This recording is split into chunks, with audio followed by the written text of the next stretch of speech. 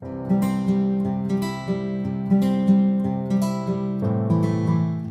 Everyone and welcome to my class by Vineet.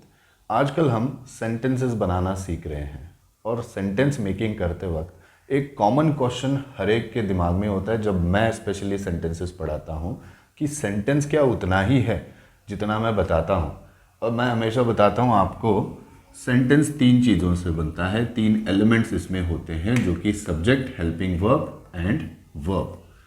तो अगर आप एग्जाम्पल लो तो जैसे आई कैन गो, क्या इतना ही सेंटेंस है? तो इसी के ऊपर मैं आज वीडियो बना रहा हूँ कि आपका ये सवाल जो है वो मैं क्लैरिफाई कर पाऊँ।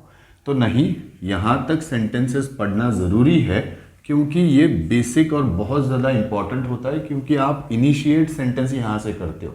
आप जो भी बात कर रहे हो वो यहीं से डायरेक्ट होता है कि आप किस तरीके से बात कर रहे हो, कि आप जाना चाहते हो या फिर आप जा चुके हो या जो भी हो।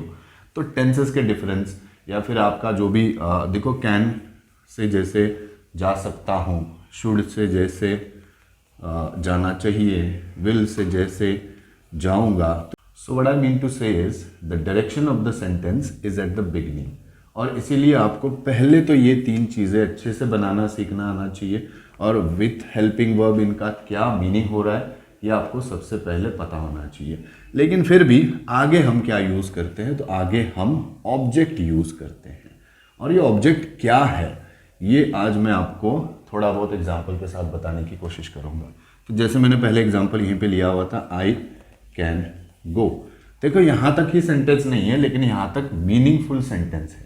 आई can go gives a complete meaning, और सेंटेंस का वही डिफिनेशन होता है कि अगर आप कलेक्शन ऑफ वर्ड जो एक मतलब अच्छा दे देता है उसे हम फुलफिलिंग मीनिंग अगर जिसमें होता है उसे हम सेंटेंस बोल सकते हैं। अभी देखो इसमें एडेड इन्फॉर्मेशन बहुत सारी लिख सकते हैं हम, जैसे आई कैन गो कहाँ पर, तो टू स्कूल लिख सकते हैं, ठीक है। फिर इसके बाद में और अगर मुझे सेंटेंस एक्सटेंड करना है सपोज, तो I can go to school with my friend बोल सकता हूँ मैं, विथ माई फ्रेंड, यहाँ पे लिख रहा हूँ नीचे में विथ माई फ्रेंड, ठीक है। उसके बाद में और एक्सटेंड करना है सपोज, तो कैसे जा रहे हो, तो बाय बस लिख सकता हूँ मैं। तो ये आपको जो पैचेस दिख रहे हैं, to school, with my friend, by bus, इसमें एक कॉमन चीज़ है कि मैंने जो ये कनेक्ट करने के लिए, सेंटेंस से कनेक्ट करने के लिए, एडेड इंफॉर्मेशन डालने के लिए टू, विथ एंड बाय इनका यूज किया हुआ है। और ये जो है बेसिकली ये इनको प्रेपोजिशंस बोलते हैं, जो मैंने यहाँ पे लिखा हुआ है। All these three words are prepositions in English. तो यहाँ पे आज मैं आपको प्रेपोजिशन और वो कैसे रिलेट करते हैं ऑब्जेक्ट फॉर्मेशन में, और वो हमें वैसे भी बाद में सीखने, लेकिन आपको पहले से पता होना चाहिए, आइडिया होना चाहिए कि सेंटेंस यहीं तक नहीं है। ओके, सेंटेंस में आप एडेड इंफॉर्मेशन हमेशा लिख सकते हो, ठीक है। तो चलते हैं, पहले देखिए, preposition is one of the parts of speech. हमारे पास पार्ट्स ऑफ स्पीच 8 होते हैं इंग्लिश में। डिटर्मिनर्स, प्रीडिटर्मिनर्स पकड़ के आगे भी जा सकते हैं, लेकिन बेसिक अगर आप स्टडी करो तो फिर आपको 8 पार्ट्स ऑफ स्पीच है ऐसे पढ़ाया जाता है। तो वो कौन से हैं? एक तो होता है नाउन, और पहले तो पार्ट्स ऑफ स्पीच मतलब टाइप्स ऑफ वर्ड्स, ये थोड़ा डिफिकल्ट सा साउंड करता है। टाइप्स ऑफ वर्ड्स मतलब जो भी वर्ड्स हैं इंग्लिश में, जितने भी सारे वर्ड्स हैं, हर एक वर्ड को कोई ना कोई एक कैटेगरी है, और उस कैटेगरीज को हम क्या बोलते हैं, उन कैटेगरीज को हम parts of speech, types of words, different types of words. तो first is noun, second is pronoun. अभी मैं एक्सप्लेन नहीं कर रहा हूं, but one of them preposition है, तो मैं सारे बताऊंगा और आपको प्रेपोजिशन एक्सप्लेन कर दूंगा। द नेक्स्ट इज एडजेक्टिव, उसके बाद में फोर्थ वन आता है verb, then fifth one is adverb.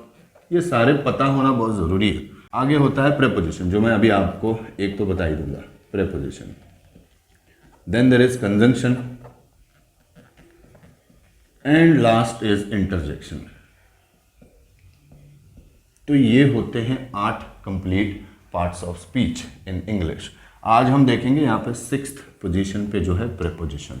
देखो, एक तो यूज आपको यहाँ पे समझ में ही आया, to extend the sentence. Prepositions are used to extend the sentence, जो मैंने यहाँ पे लिखा हुआ है, preposition uses to extend the sentence. मेरा टाइम थोड़ा सेव हो जाए इसलिए मैंने पहले से ही लिखा हुआ था यहाँ पे, टू एक्सटेंड द सेंटेंस। अभी मैं 2 और यूजेस यहाँ पे है वो भी बता देता हूँ। थर्ड यूज देखो यहाँ पे लिखा है to form object in this sentence obviously, तो ये यहाँ पे प्रूव हो रहा है। देखो ऑब्जेक्ट आपको बाद में पढ़ना है, मुझे लगता है ये बहुत इजी है, आप आसानी से, जैसे प्रेपोजिशन के 3 अलग अलग टाइप्स है और प्रेपोजिशन का कुछ कलेक्शन अगर आप सीखते हो तो ऑब्जेक्ट बनाना आसानी से आपको आता है, लेकिन सबसे बड़ी प्रायोरिटी होती है कि सेंटेंस बनाना सीख लो, ठीक है। तो इसलिए मैं ये फिलहाल के लिए आपको नहीं बता रहा हूँ, जब आप इसमें अच्छे हो जाओगे तो ऑब्जेक्ट फॉर्मेशन आपको आसानी से आ ही जाएगा, ठीक है। Next is to shape the words. इसके लिए मुझे पहले इरेज करना पड़ेगा थोड़ा, मैं बताता हूँ कि वर्ड्स को शेप करना मतलब क्या, और प्रेपोजिशन ट्रांसलेशन वाइज लूंगा तो आपको हिंदी में भी समझ में आएगा कि हिंदी के प्रेपोजिशंस क्या होते हैं, ठीक है। टू शेप वर्ड्स ये समझने के लिए मैंने यहाँ पे एक एग्जांपल लिया है, जो कि बाजार हिंदी में हम बोलते हैं, मार्केट हम इंग्लिश में बोलते हैं। देखो इस बाजार वर्ड को आपको जब भी शेप करना होगा, आप हमेशा कोई भी वर्ड हो, आप वैसे के वैसे नहीं यूज करते, आप उसको कुछ ना कुछ शेप करके यूज करते, जैसे बाजार में, बाजार को, बाजार से, पता नहीं अलग अलग प्रेपोजिशंस हिंदी में होते हैं जो कि वर्ड्स के बाद में यूज होते हैं। सेम बाजार में बोलना है तो आप कहाँ पर हो, इन मार्केट, बाजार में हो तो फिर यहाँ पे इन, ठीक है। बाजार को कहाँ जा रहे हो, बाजार को जा रहे हो तो फिर टू मार्केट, ठीक है। बाजार से आ रहे हो तो कहाँ से आ रहे हो तो फ्रॉम मार्केट। कुछ समझ में आ रहा है? जैसे ये वर्ड है इसके बाद में आप क्या करते हो, प्रेपोजिशंस ही है हिंदी में जो ऐड करते हो, और यहाँ पे जो मार्केट वर्ड है इंग्लिश में हम इसके पहले प्रेपोजिशंस ऐड कर रहे हैं। अभी ये बहुत सारे, it's not only in, to, from, यहाँ पे देखो प्रेपोजिशन के 3 अलग अलग टाइप्स होते हैं जो आपको सीखने पड़ते हैं। मैं आपको इन शॉर्ट वो भी बता देता हूँ। प्रेपोजिशन जो है बेसिकली आपको फर्स्ट अगर टाइप्स आप देखो तो उसमें सिंपल प्रेपोजिशंस आते हैं। सिंपल प्रेपोजिशन मीनिंग जैसे एट हो गया, इन हो गया, ऑन हो गया, टू हो गया, फॉर हो गया, थ्रू हो गया, THROUGH। इनके साउंड देखो, ये पढ़ने पड़ते हैं कि इसका मीनिंग क्या है, किस तरीके से आप अप्लाई कर सकते हो, और फिर अगर किसी सेंटेंस किसी वर्ड से पहले अगर आप ये यूज़ करते हो तो फिर उसका क्या मतलब निकल आएगा, तो आपको ये पढ़ना पड़ेगा पहले, कलेक्शन ऑफ सिंपल प्रेपोजिशंस। तो सेकंड जो होता है वो होगा, और ये सिंपल क्यों बोले जाते हैं, क्योंकि इनका साउंड छोटा है। थ्रू देखो स्पेलिंग बड़ा है लेकिन आप बोलोगे तो थ्रू साउंड छोटा है, ठीक है। The other is compound preposition, ठीक है। कंपाउंड प्रेपोजिशन में थोड़े बड़े बड़े जो प्रेपोजिशंस होते हैं जो साउंड में बड़े होते हैं वो आते हैं, जैसे कि अक्रॉस, बियॉन्ड, ओके, जैसे कि आफ्टर, अब बहुत सारे हैं, बिहाइंड हो गया, ये बियॉन्ड है तो फिर और एक होता है बिहाइंड भी होता है, ठीक है।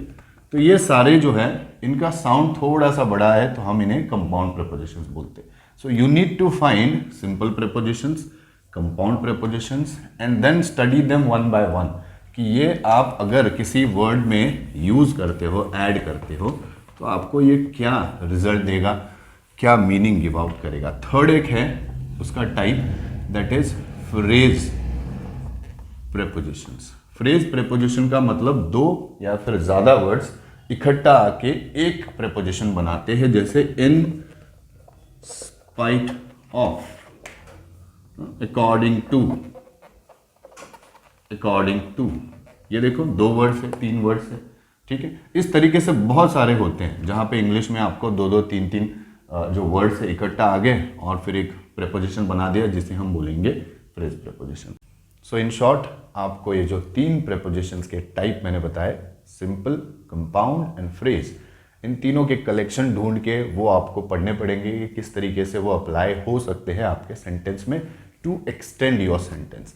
सो द क्वेश्चन वाज, क्या ये सेंटेंस सिर्फ 3 चीज़ों से बनता है, subject, helping verb and verb? No, एक और चीज़ होती है जो कि होता है ऑब्जेक्ट, लेकिन ऑब्जेक्ट जो है वो आप बाद में पढ़ना प्रेफर कीजिए जब आपके सेंटेंसेस अच्छे से पढ़ाई करके ख़त्म हो जाएंगे, जो कि मैंने बोला था 60 है सिर्फ, ज़्यादा भी नहीं है, 60 प्लस हो सकते, कम से कम 60 तो पढ़ने चाहिए। सो फ्रेंड्स, आज के इस वीडियो में बस इतना ही। आशा करता हूँ कि मैंने जो आपके साथ इन्फॉर्मेशन इस वीडियो में शेयर की है आपको कहीं ना कहीं पे यूज़फुल लगी होगी। अगर आपको ये इन्फॉर्मेशन अच्छी लगी है तो अपने दोस्तों के साथ शेयर कीजिए और मेरा चैनल सब्सक्राइब कीजिए। तो मिलते हैं अगले वीडियो में, तब तक के लिए